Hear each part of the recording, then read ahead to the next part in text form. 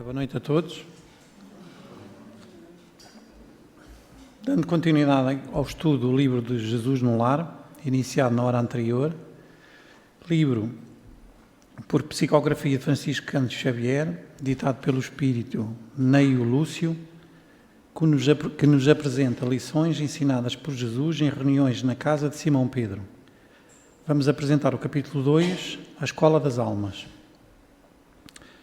Então, nas suas elucidações, Jesus,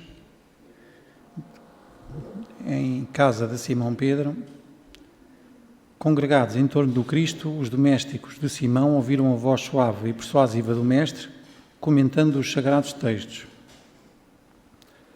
Quando a palavra divina terminou, a formosa preleção, a sogra de Pedro indagou inquieta: Senhor, afinal de contas, que vem a ser a nossa vida no lar?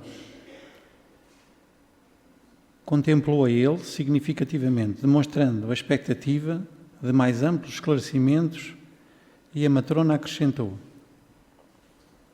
iniciamos a tarefa entre flores para encontrarmos depois pesada colheita de espinhos. No começo é a promessa de paz e compreensão, entretanto, logo após surgem pedras e dissabores. Reparando que a senhora Galileia se sensibilizara até às lágrimas, deu-se pressa Jesus em responder: o lar é a escola das almas, o templo, onde a sabedoria divina nos habilita, pouco a pouco, ao grande entendimento da humanidade. E sorrindo perguntou: que fazes inicialmente às lentilhas antes de servi-las à refeição? A interpelada respondeu, titubeante: naturalmente, Senhor, cabe-me lavá-las, levá-las ao fogo para que se façam suficientemente cozidas. Depois devo temperá-las, tornando-as agradáveis ao sabor. Pretenderias também, porventura, servir pão cru à mesa? De modo algum, tornou a velha humilde. Antes de entregá-lo ao consumo caseiro, compete-me guardá-lo ao calor do forno, sem essa medida. O divino amigo, então, considerou: há também um banquete festivo na vida celestial, onde nossos sentimentos devem servir à glória do Pai. O lar, na maioria das vezes, é o cadinho santo ou o forno preparador. O que nos parece aflição ou sofrimento dentro dele é recurso espiritual. O coração acordado para a vontade do Senhor retira as mais luminosas bênçãos de suas lutas renovadoras, porque, somente aí, de encontro uns com os outros, examinando aspirações e tendências que não são nossas, observando defeitos alheios e suportando-os, aprendemos a desfazer as próprias imperfeições. Nunca notou a rapidez da existência de um homem? A vida carnal é idêntica à flor da erva. Pela manhã emite perfume, à noite desaparece. O lar é o concurso ligeiro para a fraternidade que desfrutaremos na vida eterna. Sofrimentos e conflitos naturais, em seu círculo, são lições. A sogra de Simão escutou atenciosa e ponderou: Senhor, há criaturas, porém, que lutam e sofrem e, no entanto, jamais aprendem. O Cristo pousou na interlocutora os olhos muito lúcidos e tornou a indagar: que fazes das lentilhas endurecidas que não cedem à ação do fogo? Sem dúvida, atiro-as ao monturo, porque feriram a boca do comensal descuidado e confiante. Ocorre o mesmo, terminou o mestre, com a alma rebelde às sugestões edificantes do lar. A luta comum mantém a fervura benéfica, todavia, quando chega a morte, a grande selecionadora do alimento espiritual para os celeiros do nosso Pai, os corações que não cederam ao calor santificante, mantendo-se na mesma dureza, dentro da qual foram conduzidos ao forno bendito da carne, serão lançados fora, a fim de permanecerem por tempo indeterminado na condição de adubo entre os detritos da natureza.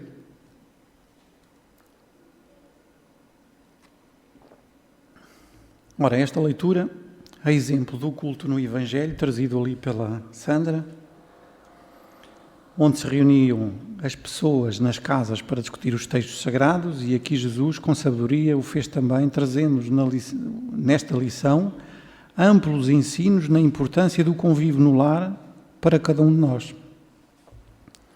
Vamos tentar elucidar um pouco mais os ensinos.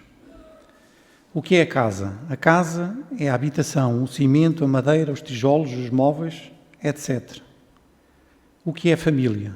A família são as pessoas aparentadas que vivem em geral na mesma casa, o pai, a mãe, os filhos, o genro, nora, avós, etc. A família é um grupo de espíritos necessitados em compromisso inadiável para a reparação e crescimento. Existem vários tipos de família, conforme a afinidade entre os espíritos que as integram. As afeições reais sobrevivem, permanecendo indissolúveis e eternas.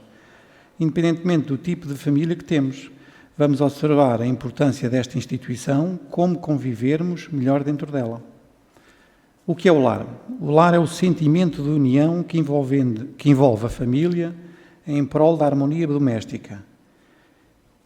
Temos então dedicação, renúncia, silêncio, zelo e tantos outros sentimentos que, devotados àqueles que se unem pela afeição efetiva ou através do impositivo de consanguíneo.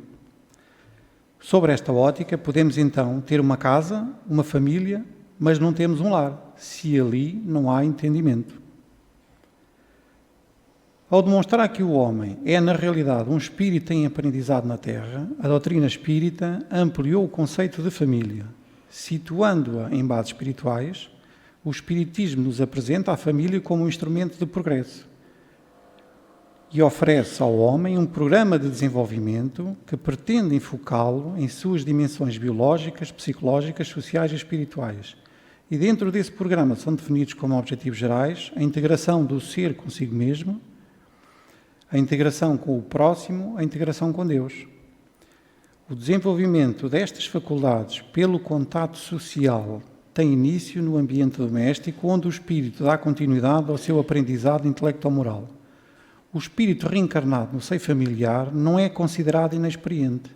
É uma individualidade que traz consigo seus vícios e virtudes do passado. Por isso, o processo de desenvolvimento não é começado, mas continuado a cada nova experiência de renascimento. A perspectiva de integração global do ser consigo mesmo, com o próximo e com Deus, traz para a família uma responsabilidade maior.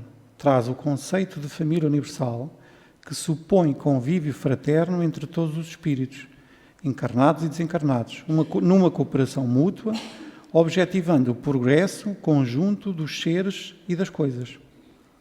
Ao Espiritismo coube a tarefa de ampliar o sentido da sociedade humana e fazê-la entrar nesta nova era de progresso moral, aonde os erros do passado se resolvam não mais contra o indivíduo, mas a seu favor e por ele mesmo. Com a percepção de que há no homem alguma coisa a mais, além das necessidades físicas, vem o Espiritismo convidar o indivíduo à vivência do amor verdadeiro, cujo exercício começa no ambiente do familiar. Exercita-se a amizade, carinho, compreensão, cooperação, liberdade, perdão, respeito, solução de conflitos, diálogo franco e aberto, como instrumentos de burilamento.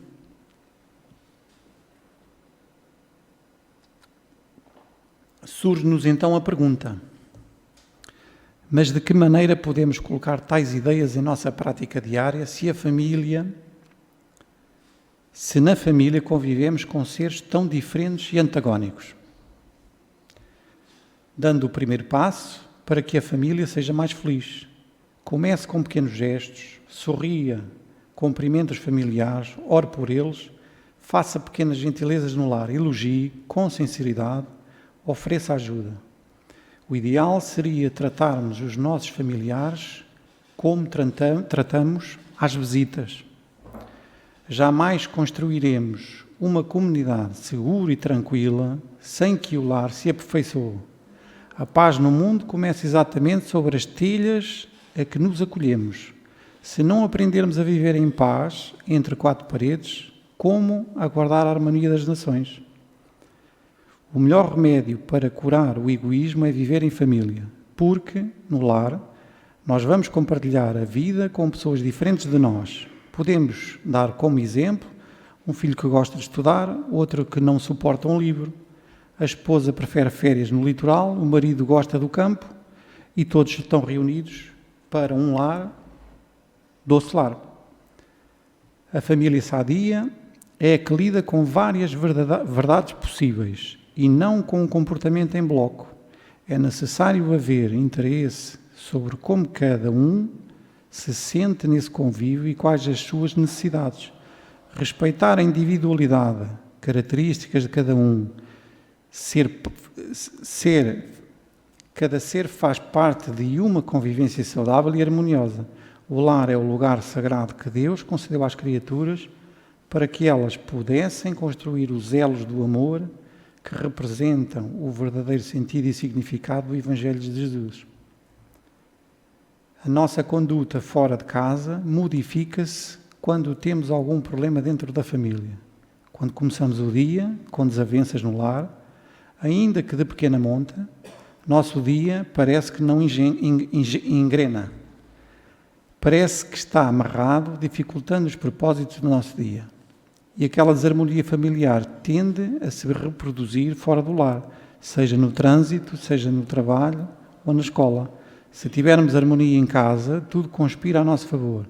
Sentimos que somos amados, queridos por nossos familiares e aí o nosso comportamento no meio social tende a ser muito melhor, pois temos uma grande retaguarda de amor em nossa família. Esta é importante, esta nota. Sem a família não há evolução espiritual, ao menos em nosso atual estágio evolutivo.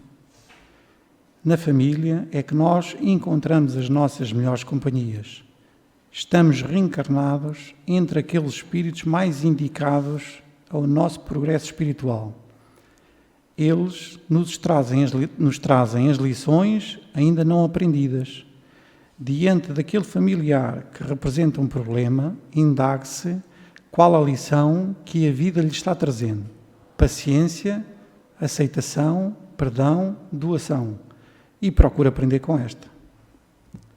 Portanto, vamos amar e aceitar a nossa família como ela é, esforçando-nos para que ela melhore. E se eles não são aquilo que gostaríamos que fossem, lembremos-nos que nós podemos também não ser aquilo que eles esperavam.